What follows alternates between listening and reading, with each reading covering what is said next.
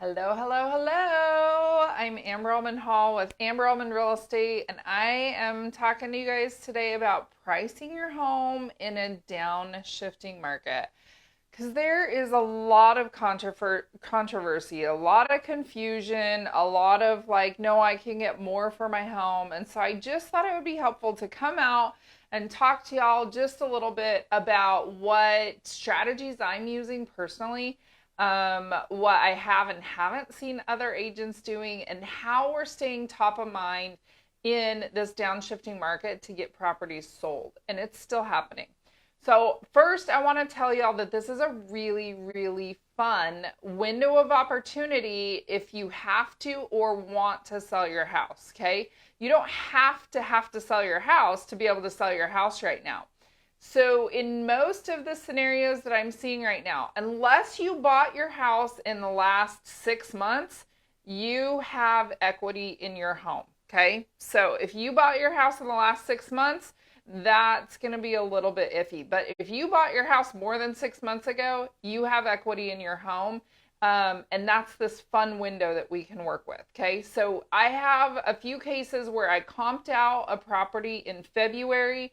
And when we comped out their property again in May, June, and July, they had $60,000 to $120,000 more in equity just since February in their property. So what does that mean for them? It means that for all three of those properties, and then a few others that I didn't comp out in February, but know that they have appreciated a significant amount of equity as well, they have this amount to kind of play with.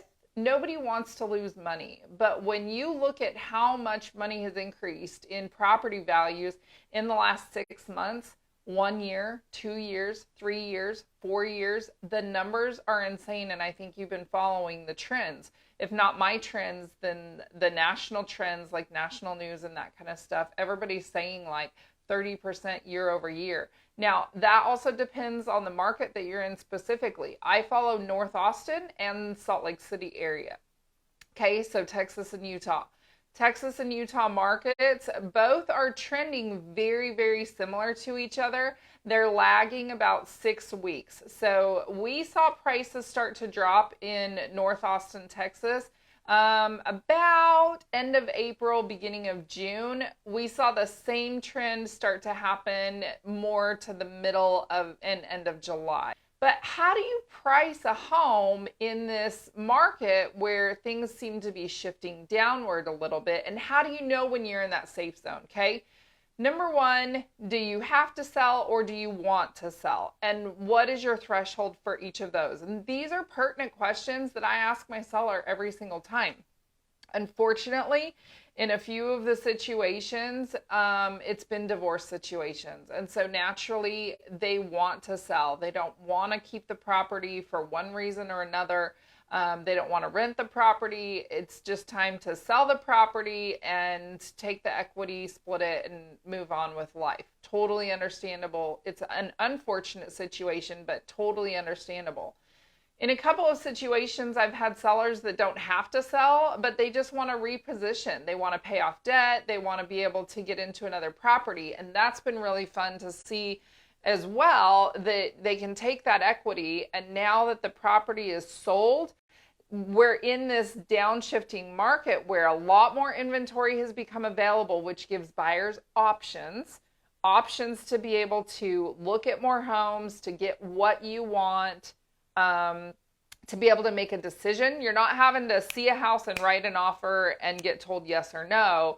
You can actually look at a house, you can think about a house in most situations, and write an offer and negotiate, okay? Negotiating is one of my favorite parts of my job, and that's something that we haven't been able to do for several years. I can't even tell you when it started, but it's been several years since we've really had that power to negotiate, especially for buyers. So So that's a couple of points to know and to recognize. When I am looking at pricing a property, we obviously are going to look at what's available in the area. Okay. I like to look within a mile, but we know that buyers don't necessarily have a 1 mile radius that they're always looking in and paying attention to. So we want to be aware of the area, but I look to look within a 1 mile radius specifically of where that property is and what's going on. Now, after looking in that 1 mile radius at what's active, I also like to look and see what's under contract. Now, Utah and Texas are both non-disclosure states, meaning they don't publish sold information, okay? So you're not going to see how much a property is under contract for. You're not going to see how much a property has sold for without being able to get that information from an agent specifically. But I like to look at those details and that information because we have to be in competition and in desirability range with what's currently active on the market. And if those numbers reach what your goals are, then we can continue the conversation. Now, the other thing with properties being under contract is I like to look and see how long were they on the market for before they went under contract at that price. And did they drop their price? Because I also can see that they listed at this price and dropped their price to this price, or how many price drops they had until they actually went under contract. And so we can see start to get a trend of what the market is doing to be able to understand what that looks like for your property specifically. I will reach out to agents who have properties under contract and see how long they were on the market for. I'm not afraid to ask them what they're under contract for, but a lot of agents don't like to disclose that. I don't disclose that until we are sold and completely done, because anything could happen and we might have to put the house back on the market. You just never know.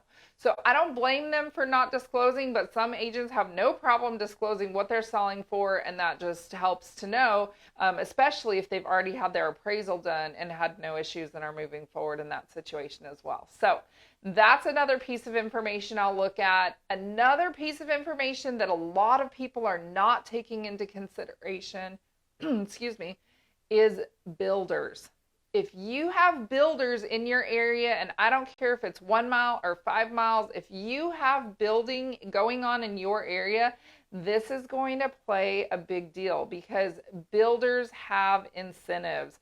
It's like they've been so tight-pocketed for the last few years, and they will just give their house to the highest bidder, and you can't select your options, and they don't want to pay your agent, and there's all these factors on the table. Well, the tables have turned, and now the builders are coming out with massive price drops, massive lending incentives, massive real estate incentives. And so they're driving a lot of attention and energy towards this new construction, rightfully so. They don't want to have inventory on their books. That totally makes sense. But it's also affecting existing homes, because when they're the shiny object and a buyer is looking at it going, well, I want to have a 3.5% interest rate, and the builder's saying they can do that, we as an existing home on the market have to take into consideration the incentives that they're offering so that we can try and stay competitive.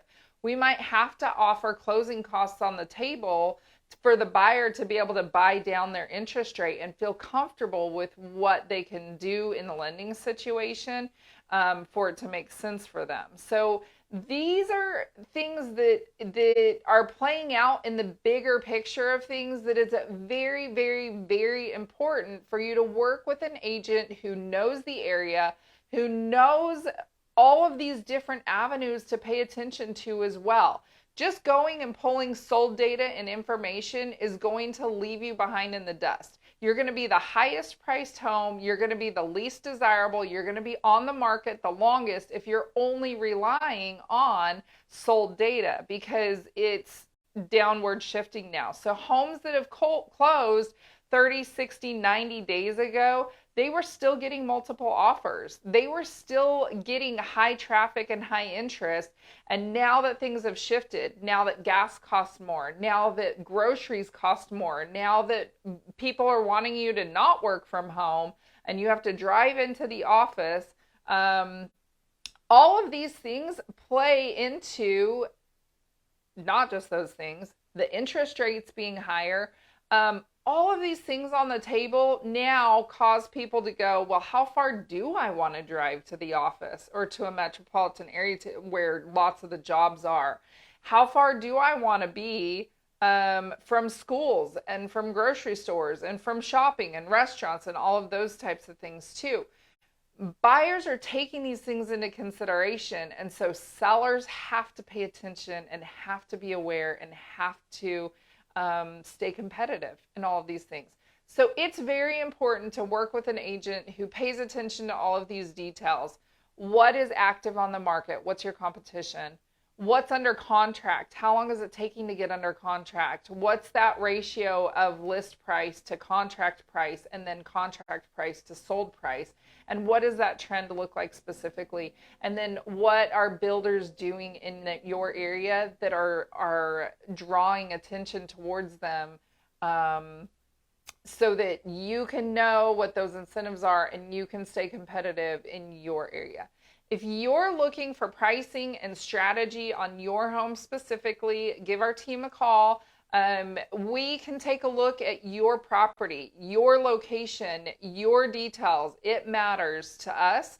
And we pay attention to the big picture and your home specifically and how your home compares to other homes in the area so that you can stay competitive, so that you can be desirable. We have been listing properties for a very long time. Me personally, I've been in the industry for over 12 years. So we've seen different styles of markets and know what it takes to be competitive, to be able to get your home sold and for top dollar and accomplish your goals as well. So I hope this information was helpful. As always, reach out to us if you have any questions. We're happy to help, happy to answer those questions and get your property sold, like I said, for top dollar in a competitive amount of time and help you accomplish your goals, because that's our number one thing, is helping our buyers and sellers. We help our buyers buy with confidence and our sellers sell with success. Have a great day.